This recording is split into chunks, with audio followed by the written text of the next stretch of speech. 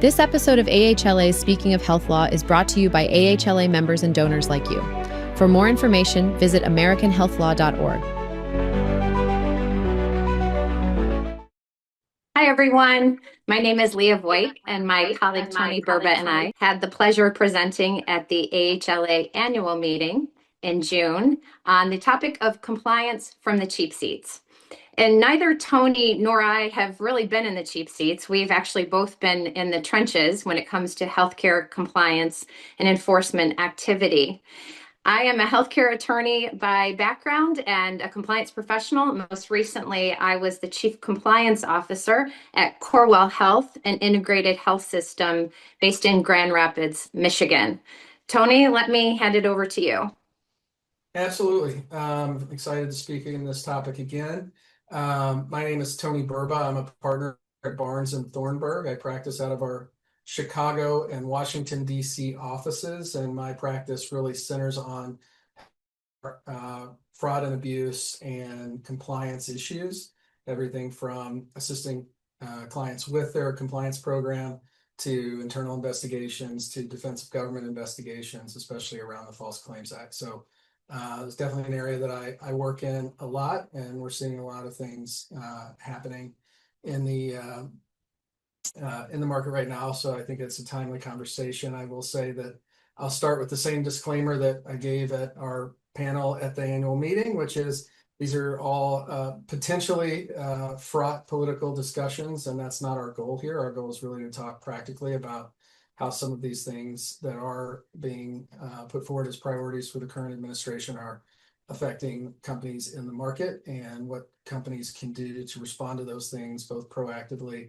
and in the event that they end up getting hit with some kind of investigation or audit or whatever. I'll just start things off and say, in my practice, I am definitely seeing an uptick in several kinds of investigations. I think that, with respect to the corporate enforcement or the criminal enforcement priorities for DOJ, which just as a reminder, were sort of 5 key areas. One was national security, including trade, cartels, and forest terrorist organizations. One was the opioid crisis. One was government fraud and waste. And then another is combating actions which circumvent rules and regulations to protect American consumers and prioritize violations of the Controlled Substance Act and the FDCA, or the Food, Drug, Cosmetic Act. So we had a number of discussed this quite a bit. I think within these priorities, which are pretty similar to the civil priorities that were stated by the Civil Division, there's a number of things that the government, I think, is doing. Some of those things are a continuation from the Biden administration. Some of those things, I think, are a bit more aggressive or have been put forward. So I think 2 areas that I'm seeing a lot of enforcement, Leah, is number one, the UPICs are incredibly active right now. UPICs are really pursuing companies that are doing any kind of advanced wound care related to skin grafts and those kinds of things. They're going after companies for, purportedly providing cosmetic procedures, and then sort of more traditional areas as well, just sort of medically unnecessary services and those kinds of things. And then another key area is COVID enforcement. The UPICs are definitely targeting, as is the Civil Division, COVID testing companies, especially labs set up by physicians during the early days of the pandemic. We've got several clients dealing with that issue right now. And then the Civil Division seems to have a task force targeting those folks that took the Paycheck Protection Program loans, and in particular the second of those loans. And those are basically CIDs coming to American subsidiaries of foreign inbound companies, and whether or not specifically those companies counted their foreign employees in their employee count when they applied for the second PPP loan. So just sort of starting it off, those are some areas where I see a lot of activity right now. I'm not sure sort of if you're sort of seeing anything, experiencing anything, hearing about anything sort of within those priorities, or if you want to sort of discuss some of the ways that, those at least two initial areas of enforcement might be addressed by a compliance officer. Sure. Yeah. Well, Tony, you mentioned you pick activity. I would say I'm certainly hearing that is an increased area of focus. And with respect to CMS, I think I would just note, in healthcare, we always have to keep our eyes on, more than one agency or sub-agency within the federal government, and certainly something that starts within CMS from, I'll say, quote unquote, routine audit approach can be handed over for enforcement, civil or criminal in nature. And certainly the False Claims Act is that key. One of the things that we saw even before the new administration came on board earlier this year was an increase in target, probe, and educate audits by CMS. And some of those areas that the agency was looking at are what compliance officers might call low-hanging fruit. Activities and TPEs in particular, looking at, you noted wound care, that was a key area that CMS is auditing on as well. Also medical necessity and ABNs, advanced beneficiary notices, the things that have been around for, it seems like forever. Certainly if you've been a compliance officer in the last 10 to 15 years. And it seems that there is an increased focus on reinforcing some of those rules that maybe hadn't been top of mind for healthcare organizations. And so all of those things together, I think, underscore one of the key themes that you and I spoke about in June, which is for compliance programs and for the healthcare organizations in which they reside to stay the course. This is not the time to take your foot off the gas, to use another analogy. There may be a general view from executive leaders and from boards of directors that under the Trump administration that compliance activities are less important or not as prioritized. And I think that would be a foolish conclusion to make, because what we're actually seeing is that it's just as important, if not in some ways more intense. The activities that we're seeing and the enforcement priorities are different, I think, as you're highlighting, Tony, and we'll get into this here more, I know, in the next, 20 plus minutes. Where do healthcare organizations need to shift their compliance focus, not take the foot off the gas or what have you, but rather to reprioritize some of those activities so that you're really focusing on what we're seeing are I'll say some new areas from the Trump administration. Yeah, no, I absolutely agree. I think that now is a very good time to do some sort of good practices house cleaning, especially for those companies that are providing things like wound care, companies that took significant monies or loans during the pandemic, or companies that were involved in COVID testing. Similarly, companies involved in the opioid industry, both pharmacies, prescribing physicians, and in particular sober homes and other types of recovery providers. What I'm seeing a lot of is, especially my clients that are smaller providers, smaller suppliers, are running into issues with documentation, finding data that they need once the UPIC shows up in particular, or if the DOJ sends a CID. I've also seen some of the states, including Ohio, becoming a bit more aggressive with their investigations. So, now is the time to really think through where your risk areas are and start doing your own internal audits, making sure your documentation is where it needs to be, making corrections, doing provider education on things like documentation and those kinds of things, which are, I think, very traditional areas of compliance work. But to your point, these are certainly not areas that are slowing down, and if anything, they're picking up. I suspect that, my standard joke with the government these days is it's not entirely clear that anyone works there anymore.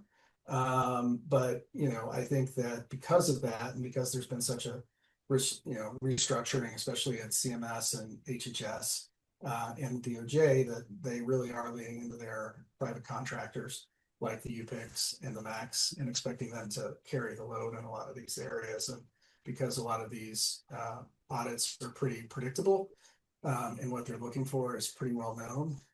It's definitely a good time to be doing some house cleaning. Yeah.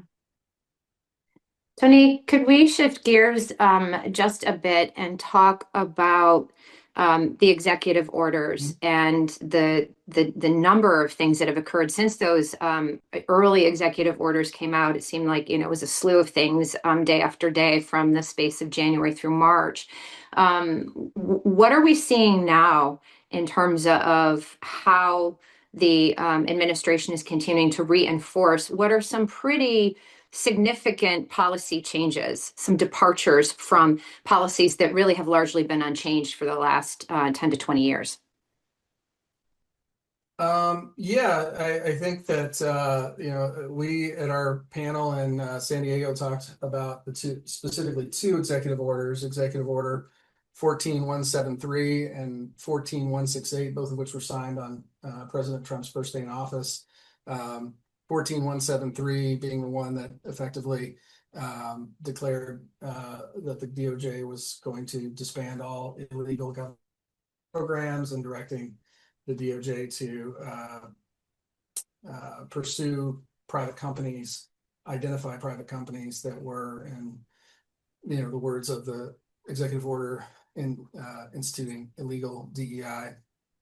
And then the other 14168 being the one that sort of related to the definition of biological sex and tying it to the gender at birth as opposed to the gender that is identified by the individual. And so, at least with respect to my practice, I'm seeing a lot more activity related to the DEI area. Many of my clients and many law firms and other institutions are even the ones that are remaining committed to diversity policies and procedures are rebranding, finding ways to restructure their programs, doing evaluations of those programs pursuant to some recent guidance from DOJ that was put out, I believe, by Todd Blanche related to what constitutes, quote, illegal diversity, equity, and inclusion programs. I think that's not a bad practice to be in generally. Obviously, everyone wants to, in pursuing diversity, equity, and inclusion, make sure that there is a focus on equity and inclusion for everyone. And I think that's a good thing. I think that certainly the EEOC has stepped up enforcement, has been sending out a lot of letters, sending out letters in particular to federal grant and recipients of federal money, asking them to voluntarily produce documents and to voluntarily cooperate with the administration to provide information and data on the diversity, equity, and inclusion. So at least so far, I think, best practices seems to be to politely decline those invitations.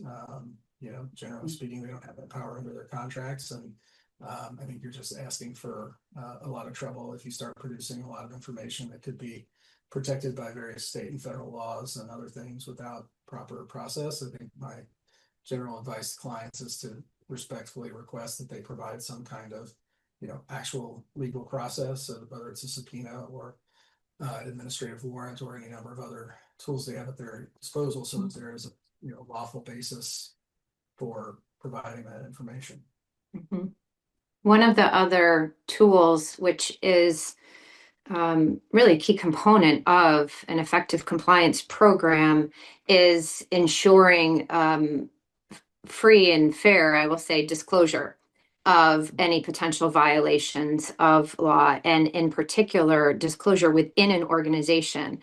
The idea of whistleblower protections, the ability for potential whistleblowers to communicate any alleged violation of law has been, again, at the core of what we've considered an effective compliance program. And we've seen the administration highlight the whistleblower activity as a way to further enforce the policies of the administration, both within the context of DEI, as well as gender affirming care. We saw the administration focus, for instance, on the whistleblower hotline maintained by the Office for Civil Rights, And in that context, the administration focused on provider conscience rights. So the ability of a provider to say, I don't agree with gender affirming care, and therefore I don't want to participate in it in any way whatsoever. And so the administration has highlighted that hotline as a way for individuals to come forward, and therefore to find another enforcement mechanism, particularly, again, around the DEI executive order and the policies contained therein, as well as the biological sex and gender affirming care policies that the administration has put forward. Are you hearing from any of your clients concerns about that whistleblower activity and anything that they are doing to shift focus for their compliance programs? Yeah, I mean, I think in particular, as I'm sure you're painfully aware, at institutions, large companies of any kind, but even in healthcare, 90% of what comes through a traditional hotline is what would be considered traditionally to be more HR type issues. I've had clients and seen other trends in the some companies where they even have the HR department primarily responsible for reviewing the hotline reports and sending any that sort of bring in compliance over to the compliance department to investigate further. Now, I think that is not a great practice to begin with, because I don't think that you should be trusting your HR professionals to be able to assess and identify what a compliance issue may be. I think you need a little more sophisticated. So, but now especially, many of these, what would have been considered HR workplace complaints related to being passed over for a promotion or required to do certain types of training or having a boss who's giving favor to a particular group or class of people, those are now potentially compliance issues. And certainly based on some of the guidance that's come out of the Department of Justice, encouraging whistleblowers to come forward, I think it's now going to be an area where there is legitimate False Claims Act and other types of enforcement risk. So I think that for sure, my certain clients I'm working with, others I'm talking to in the industry, are certainly cognizant of that and sensitive to that, and really rethinking how they look at those things. Obviously, the sort of counter to that is there's now a judge in the Middle District of Florida who's ruled that the QTAM provisions to the False Claims Act are unconstitutional, and that case is kind of working its way up. And we know that there's at least 2 Supreme Court justices that may agree with that. So it'll be interesting to see how the tension between what's happening in the courts and what the administration is encouraging people to do ultimately resolves itself. But yes, I think that especially when it relates to diversity, equity, and inclusion, there needs to be a heightened sensitivity around the compliance requests. I think even things that maybe 2 years ago, 8 months ago, would have been considered to be kind of a crank, and a 50-year-old white male at an executive level complaining about being passed over for a promotion. I don't know that even HR would have necessarily dealt with that.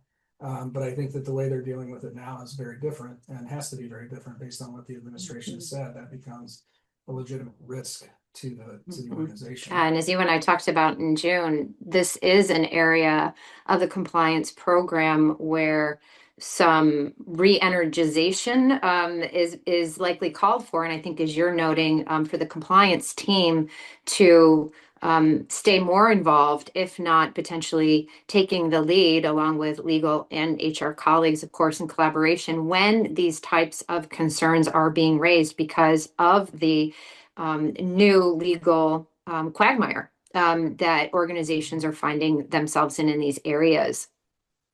I'm also wondering, Tony, if we could talk a little about the shifting gears again a bit, the DOJ's approach to white collar enforcement and the shift toward a voluntary self-disclosure approach.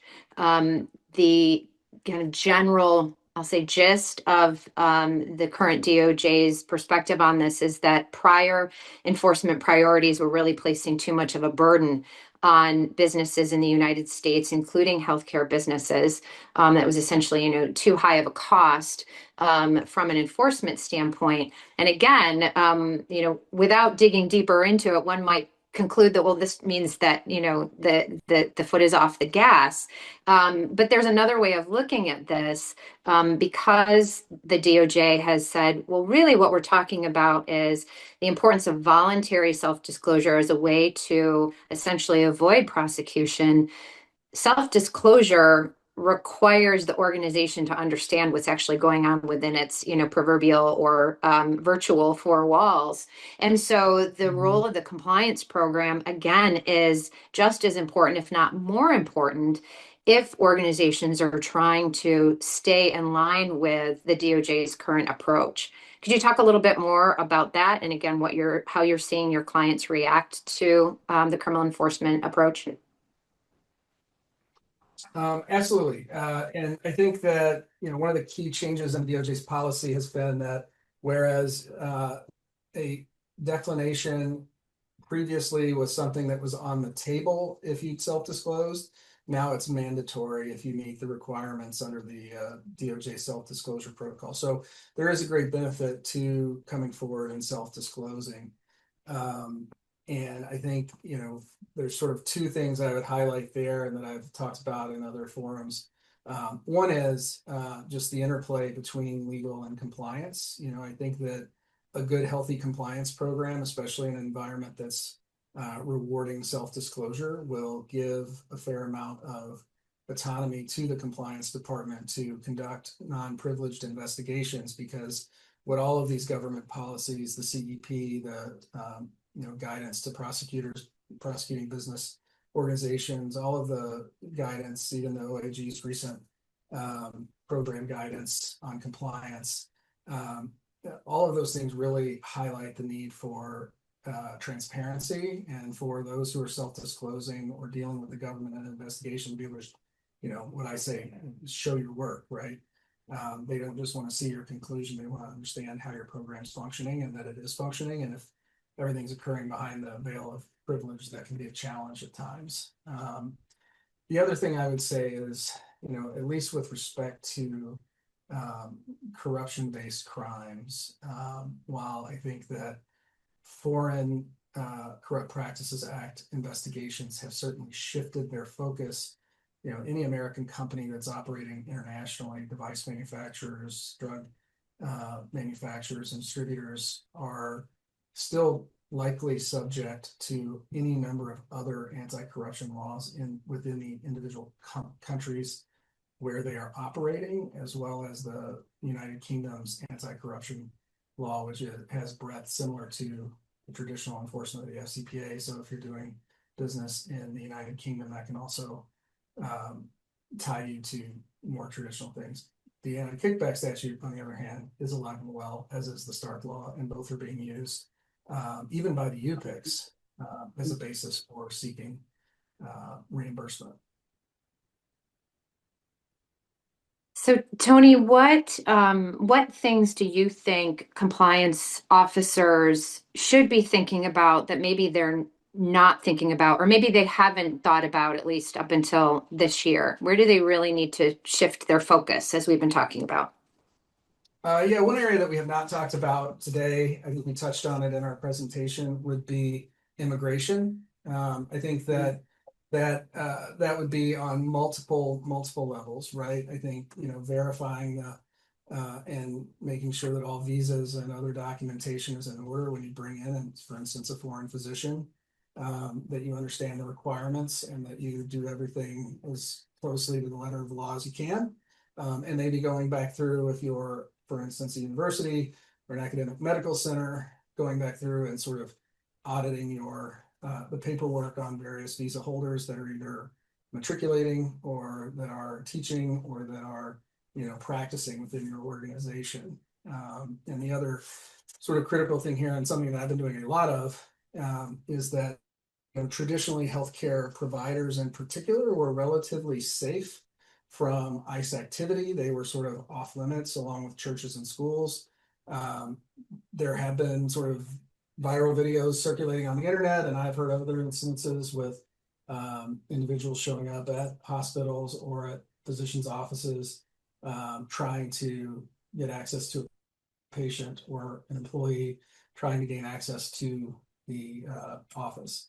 So I think now more than ever, there needs to be a compliance focus on ensuring that the people, especially your frontline employees, receptionists, schedulers, those kinds of people,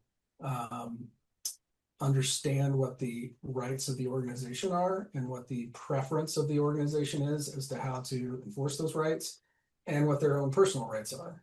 Because there's also been a number of criminal prosecutions, including a judge in Milwaukee, for people who have, to the government's perspective, done more than they are allowed to do to inhibit ICE from obtaining access to a person, right? And so for me, that's typically, you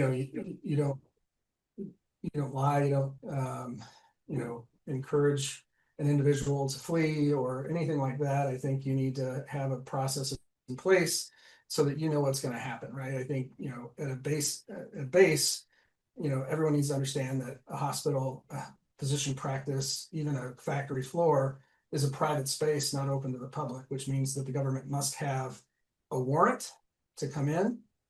And I encourage all of my clients to demand that, because especially when you're talking about something as sensitive as healthcare treatment, the last thing you want is people who don't really have a need there in terms of the treatment of the patients coming into that area and disrupting, what's happening, which is far more critical, I think, patients. So, and I think you have to be careful. The enforcement in this area has been, let's call it, non-traditional. I think those operating as ICE agents and those who have been deputized to go along and work with ICE agents, including FBI agents and ATF agents and others, even IRS agents, feel emboldened. I've heard that they have, they'll come in wearing masks. They will, represent to the individuals on the floor that they have more authority than they do. They've threatened people with prosecution for demanding a warrant. And while all of these things would be concerning to me on a number of different levels, I think it just reinforces the fact that a good compliance program right now really needs to be educating all of the entire organization on what the institution's priorities are, what their rights are, and what they expect of those frontline employees should they have an interaction with immigration authorities. So Tony, you're highlighting what has been the case and for some time now, which is that interactions between healthcare organizations, particularly those that are providing direct patient care, and law enforcement can be a legal and regulatory landmine for everyone involved, and can also have a real impact, of course, on community relations between the organizations.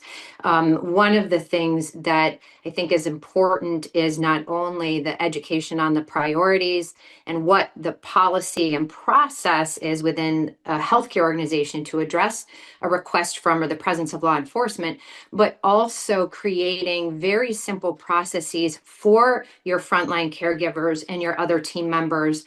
Who do they reach out to when law enforcement is contacting them or standing in front of them? Because this is such a fraught area, and in particular now with ICE enforcement and it being what it is, making sure that your team members know who to call, where do they go to. If you're a large healthcare organization, you probably have a physical security team that can really step in and help.